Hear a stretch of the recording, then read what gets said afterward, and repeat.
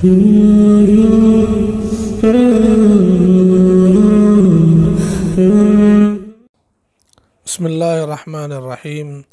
अल्हम्दुलिल्लाहि रब्बिल आलमीन वल आक़िबतु लिल मुत्तक़ीन वस्सलातु वस्सलामु अला सय्यिदिल अंबियाइ वल मुरसलीन सय्यिदिना मुहम्मद व अला आलिहि व अस्हाबिहि अजमाइन, अम्मा बाद। मुहतरम नाज़रीन व सामिईन, अस्सलामु अलैकुम व रहमतुल्लाहि व बरकातुहू। नाज़रीन, इंश्योरेंस के ताल्लुक़ से यानी कॉन्सेप्ट ऑफ इंश्योरेंस के बारे में एक पूरा वीडियो हमारे इस चैनल में पहले हम दे चुके हैं, जिसमें हमने देखा कि इंश्योरेंस जो है, इसका जो थॉट और इसकी जो सोच है ये बहुत अच्छी है, मकसद इसका बहुत प्यारा है, लेकिन इसका जो तरीक़ा है ये सूद और जुआ के साथ शामिल होने की वजह से जायज़ नहीं है, हराम है। नाज़रीन, अब जो टाइप्स ऑफ इंश्योरेंस है, इंश्योरेंस के जो मुख्तलिफ़ क़िस्में और प्रकार हैं, इसमें एक टाइप ऑफ इंश्योरेंस है हेल्थ इंश्योरेंस, जिसको मेडिकल इंश्योरेंस और मेडिक्लेम भी कहते हैं। आज हम इसके बारे में बात करेंगे। मेडिकल इंश्योरेंस और हेल्थ इंश्योरेंस जो होता है, इसका मतलब ये होता है कि आप इंश्योरेंस कंपनी को कुछ रकम पे करें प्रीमियम की शक्ल में, उसके बदले में आपको आपकी बीमारियों के इलाज में अस्पतालों की सर्विस मिलती है। कभी तो ऐसा होता है कि पर्टिकुलर ख़ास हॉस्पिटल्स होती है कि फ़ला हॉस्पिटल्स में आपको अगर बीमारियों का इलाज कराना हुआ तो उसका जो ख़र्चा होगा, इलाज के जो पैसे होंगे, ये इंश्योरेंस कंपनी अदा करेगी। कभी हॉस्पिटल फ़िक्स नहीं होते, बल्कि बीमारियां और ऑपरेशंस फ़िक्स होते हैं कि फ़ला बीमारी में और फ़ला ऑपरेशन में आप किसी भी हॉस्पिटल से आप ये कराएं, इंश्योरेंस कंपनी आपकी तरफ से आपका बिल पे करेगी। इसको कहते हैं मेडिकल इंश्योरेंस। इसमें बहुत सारी शक्लें होती है कि आदमी की उसकी जो एज है, इसकी जो उम्र है, इसको सामने रखकर प्रीमियम तय होता है। उसके टेस्ट होते हैं सब, उसको क्या बीमारी अभी मौजूद है, ये सब चीज़ें सामने रखकर उसके प्रीमियम वगैरह तय होते हैं और उसके एतबार से उसको सर्विस मिलती है। इसको कहते हैं हेल्थ इंश्योरेंस, मेडिकल इंश्योरेंस। नाज़रीन, क्या हेल्थ इंश्योरेंस और मेडिकल इंश्योरेंस जायज़ है या नहीं है, हम इस पर इस वीडियो में बात कर रहे हैं। नाज़रीन, अगर आप देखें इस वक्त पूरी दुनिया में और ख़ास करके हमारे देश में, तो इलाज और हॉस्पिटैलिटी जिसको कहते हैं, और मरीज़ों का और बीमारों का इलाज करने का जो काम है, ये पहले एक नेक जज्बे के साथ खिदमत का काम हुआ करता था। डॉक्टर्स भी खिदमत के जज्बे वाले हुआ करते थे, और जो हॉस्पिटल्स थे या गवर्नमेंट के जो सिविल हॉस्पिटल्स थे, इसमें भी जो है इस जज्बे को और ख़िदमत के जज्बे को और सर्विस के नज़रियों को सामने रखा जाता था, और जो बीमार आया है उसे बीमार के तौर पर देखा जाता था। लेकिन जहाँ कैपिटलिज़म होता है, जैसा कि अभी पूरी दुनिया में तकरीबन कैपिटलिज़म का सिस्टम चल रहा है, तो कैपिटलिज़म में ये सारी चीज़ों को प्राइवेट किया जाता है, कॉरपोरेट सेक्टर को बढ़ावा दिया जाता है। उसमें गवर्नमेंट सारी चीज़ें प्राइवेट सेक्टर में भेजना चाहती होती है, इसकी वजह से गवर्नमेंट के फ़ायदे होते हैं। हमारे इस देश में भी और दुनिया में भी अब इलाज जो है प्राइवेट सेक्टर में ज़्यादा चला गया, वरना पहले ऐसा हुआ करता था कि लोग सरकारी अस्पताल में इलाज कराना ज़्यादा पसंद करते थे, इसलिए कि वहाँ इलाज बहुत अच्छा होता था, वहाँ मशीनरियाँ भी सबसे अच्छी होती थी, डॉक्टर्स भी सबसे अच्छे होते थे। लेकिन कॉरपोरेट सेक्टर को बढ़ावा मिलने के बाद और कैपिटलिज़म के होने के बाद अब ये हो चुका है कि अब जो है सरकारी हॉस्पिटल का हाल ऐसा हो गया है कि किसी को ऐसा कहा जाए कि सरकारी हॉस्पिटल में ले जाया जा रहा है तो ऐसा समझा जाता है कि भाई इसके घर वाले जो है बीमार आदमी से थक गए हैं, इसको किसी तरह से जल्दी से रुखसत करना चाहते हैं। दूसरी तरफ प्राइवेट हॉस्पिटलों में जहां इलाज अच्छा होने लगा है, वहां साथ साथ में इलाज बहुत ही ज़्यादा महंगा होने लगा है। अगर ऐसा कहा जाए तो गलत ना होगा कि जो बीमार हॉस्पिटल में चढ़ता है लिफ्ट के ज़रिए से, सीढ़ियों के ज़रिए से, तो उसको एज अ कस्टमर डील किया जाता है। और ये सोच बनी हुई है, बहुत अफसोस के साथ और मेरे डॉक्टर्स भाई के साथ माजरत के साथ मैं अर्ज़ करना चाहूँगा कि उसे बकरा समझा जाता है कि ये अब आया है, उसे किसी तरह से खाली किया जाए। बहुत ही ज़्यादा महंगा इलाज जो बेचारे कम आमदनी वाले लोग हैं, जिसको गरीब दर्जा कहा जाता है, वो तो तसव्वुर भी नहीं कर सकते इस किस्म के हॉस्पिटलों में जाने के लिए।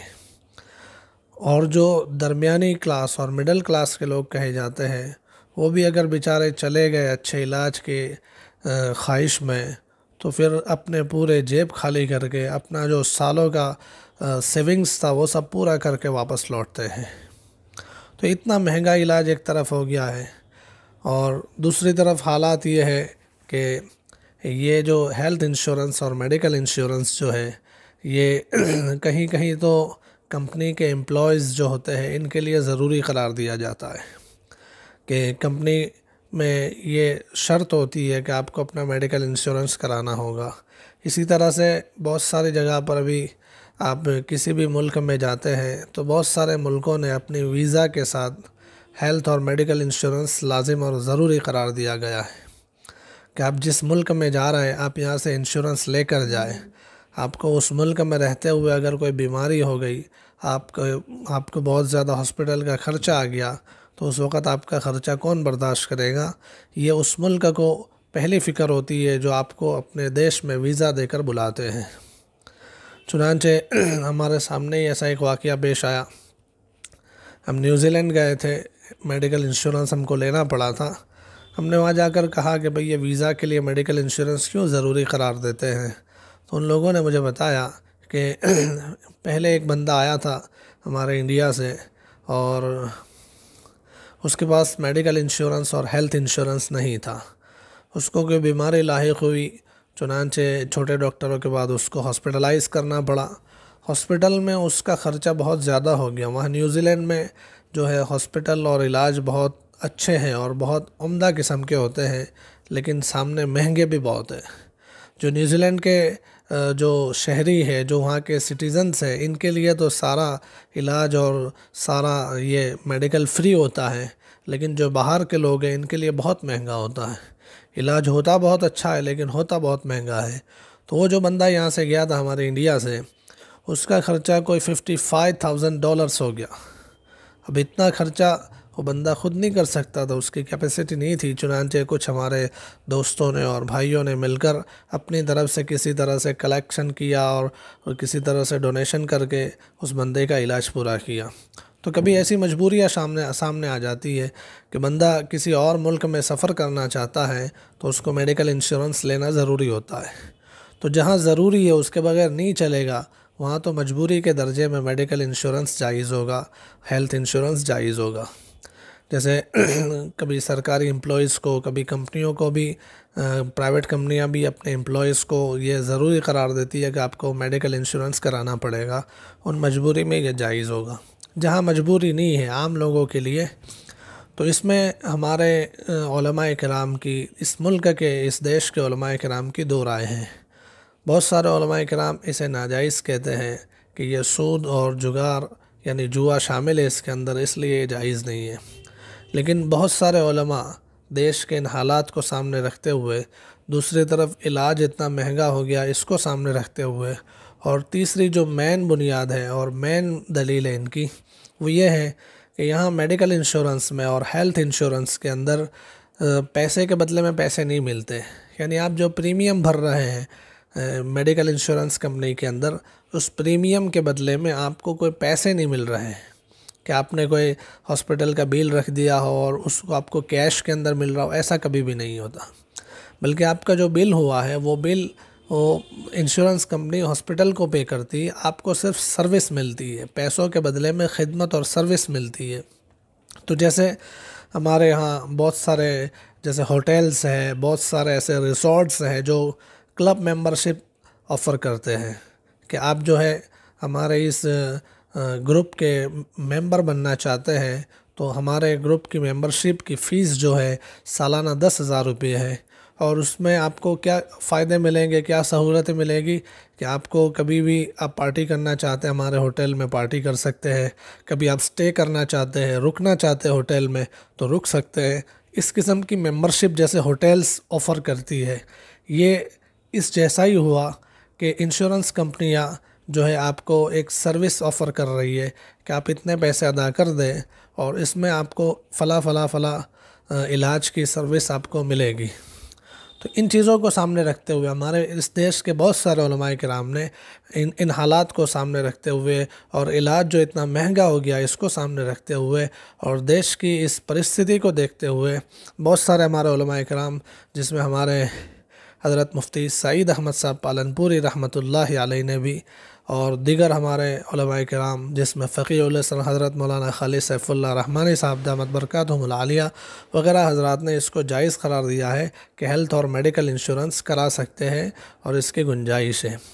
इसी के साथ साथ नाज़रीन, अब मैं आपको एक और मशवरा और दरख्वास्त भी करना चाहूँगा, वो ये कि मेडिकल इंश्योरेंस जो है ये जब उलमाए किराम ने इसको जायज़ कहा है तो उसके साथ साथ हम एक कौम की खिदमत भी कर सकते हैं। जैसे बहुत सारे लोग बेचारे जो इलाज नहीं कर पाते और बीमारियों में बहुत ज़्यादा ख़र्चा हो जाता है तो वो लोगों के पास सवाल करने पर मजबूर हो जाते हैं और हम लोग भी कभी मिल कर किसी तरह से पैसे जमा करके उनकी मदद करना चाहते हैं, उनकी मदद करते हैं, उनका हॉस्पिटल के बिल अदा करते हैं। तो ऐसे लोगों के लिए ये मशवरा है कि अपने नीचे जो काम करने वाले हमारे वर्कर्स हैं, फैक्ट्री के अंदर, हमारे कंपनी के अंदर जो काम करने वाले लोग हैं, हमारे स्कूल मदरसे में जो हमारे स्टाफ के टीचर्स हजरात हैं, इसी तरीके से हमारे आसपास में इस किस्म के कोई गरीब हजरात हैं तो आप इनका मेडिकल इंश्योरेंस करा सकते हैं। इसमें शरई एतबार से अपने ख़ुद का मेडिकल इंश्योरेंस कराने के एतबार से भी ये और ज़्यादा आसान और ज़्यादा जायज़ है। इसमें बहुत कम बुराई है कि आप जो है किसी का इंश्योरेंस करा दें। तो इसलिए दरख्वास्त और मशवरा ये होगा कि आप लोग इस तरह से जैसे कभी किसी बीमार के इलाज के बिल में हम पैसे डोनेट करते हैं और उसका इलाज करवाते हैं तो ये उससे ज़्यादा आसान होगा कि उसका मेडिकल इंश्योरेंस करा दिया जाए ताकि जब भी उसे इस किस्म की बीमारियाँ लाहिक हो तो जाकर अपना इलाज बहुत आसानी के साथ करा सकता है। तो नाज़रीन, ये था मेडिकल इंश्योरेंस, हेल्थ इंश्योरेंस का शरई हुक्म। अल्लाह जल्ल शानु हमें शरीयत मुतहरा पर कामिल और मुकम्मल तौर पर अमल करने की तौफ़ीक़ नसीब फ़रमाए। अस्सलामु अलैकुम व रहमतुल्लाहि व बरकातुहू।